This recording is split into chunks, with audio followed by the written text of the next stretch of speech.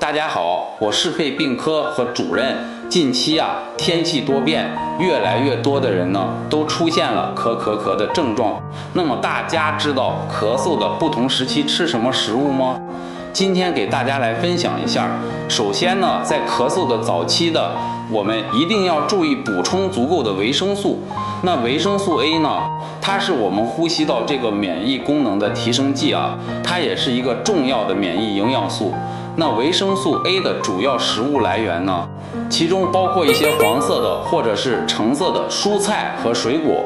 所以呢，在咳嗽的时期适当可以吃一些像胡萝卜、南瓜、橙子这样的食物，或者是水果咳嗽的中后期呢，我们可以多吃一些白色的食物。白色的食物呢，它确实有助于我们咳嗽的康复，比如说白萝卜、山药、藕、百合等。这个阶段呢，我们可以吃一些，比如像冰糖雪梨或者是银耳莲子汤，其实都是非常好的食疗方。大家记住了吗？